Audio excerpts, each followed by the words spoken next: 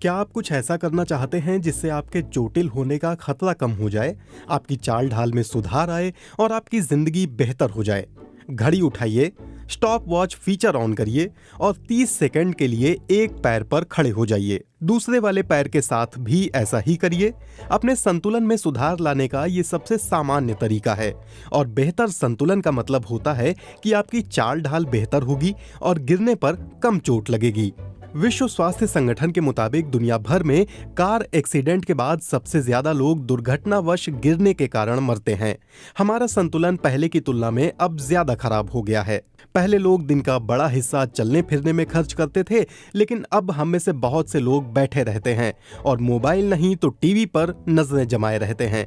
निष्क्रिय बैठे रहने वाली इस जीवन शैली के कारण हमारे संतुलन साधने की क्षमता पर असर पड़ा है और हमें इसकी कीमत चुकानी पड़ रही है। अच्छी बात यह है कि ऐसी चीजें हैं जिन्हें करके आप इसमें सुधार ला सकते हैं, जैसे कि एक पैर पर खड़े होना।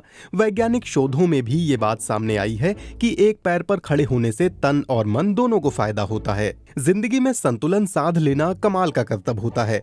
सीधे चलना या फिर दौड़ने कूदने जैसे जटिल काम करते वक्त आपके दिमाग को शरीर के साथ समन्वय स्थापित करना पड़ता है।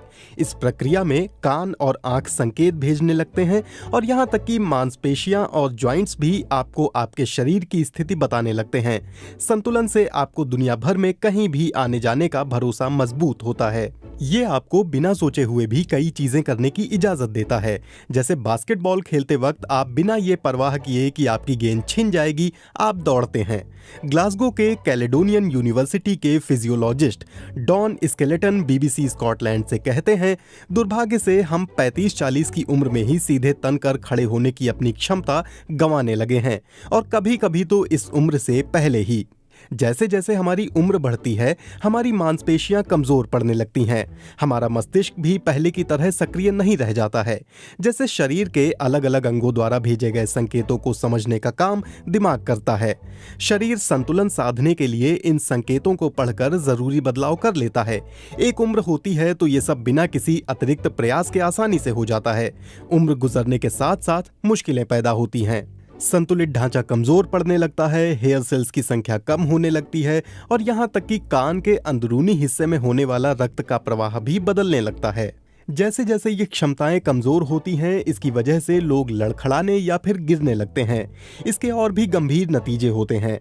हमारे मन में असुरक्षा की भावना घर कर जाती है। फिजियोलॉजिस्ट डॉन स्केलेटन कहते हैं, गिरने के डर से हमें चलने फिरने में डर लगने लगता है। इससे सामाजिक रूप से अलग थलग पड़ जाने का खतरा पैदा हो जाता है।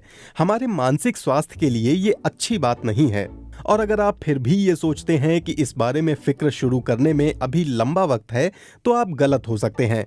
डॉन स्केलेटन बताते हैं, हर पीढ़ी के साथ हम कम सक्रिय होते जा रहे हैं। हालांकि ये बात सुनने में अजीब लगती है, लेकिन शारीरिक गतिविधियों को लेकर यही बात सामने आई है।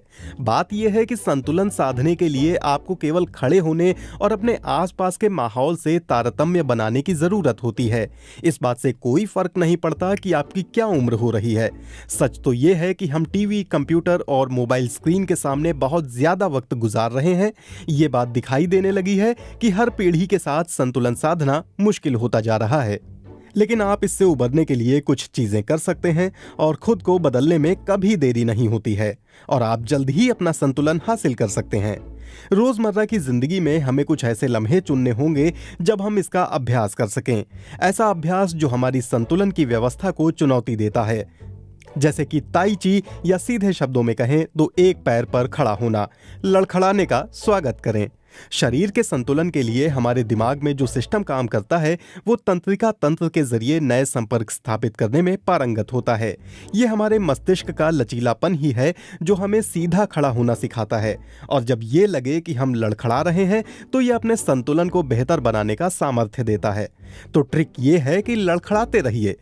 जब भी एक पैर पर खड़े होने का अभ्यास करेंगे तो मस्तिष्क को नए सिरे से सक्रिय होने का अवसर मिलेगा और वो कान, आंख, जॉइंट्स और मांसपेशियों के बीच के संवाद और समन्वय को मजबूत करेगा।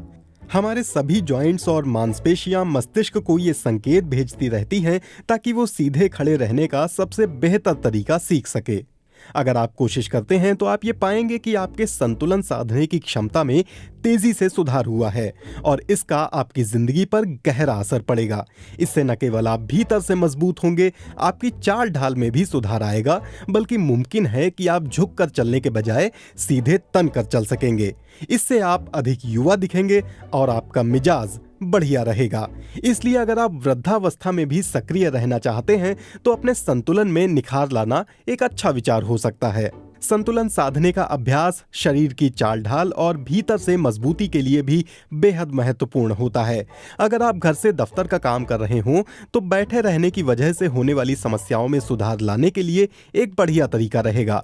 सीधे खड़े होने से शारीरिक स्वास्थ्य को बहुत फायदा होता है। अगर आप कुछ अतिरिक्त कोशिश करते हैं तो ये फायदा 2 गुना हो जाएगा। क्या आप बिना किसी दिक्कत के एक पैर पर आसानी से खड़े हो पाए? अब आंखें बंद कर लीजिए। आंखों से जो संकेत भेजे जाते हैं उसका शरीर के संतुलन बनाने में बड़ी भूमिका होती है। इससे आप समझ सकते हैं कि अगर आप आंखें बंद कर लें तो एक पैर पर खड़ा होना कितना मुश्किल होता है। अगर आप बिना गिरे 10 सेकंड एक पैर पर खड़े रह गए तो आप समझिए कि आप अच्छा कर रहे हैं। प्रोफेसर डॉन स्केलेटन ने यह दिखाया है कि प्रैक्टिस करने पर आप आंख बंद करके भी पूरे 1 मिनट तक एक पैर पर खड़े रह सकते हैं। एक पैर पर खड़े होने के अभ्यास को आप अपनी रोजमर्रा की जिंदगी का हिस्सा बना सकते हैं। आप ब्रश करते वक्त या टीवी देखते हुए इसे ट्राई कर सकते हैं और उम्र बढ़ने के साथ आपको इसका फायदा महसूस होगा।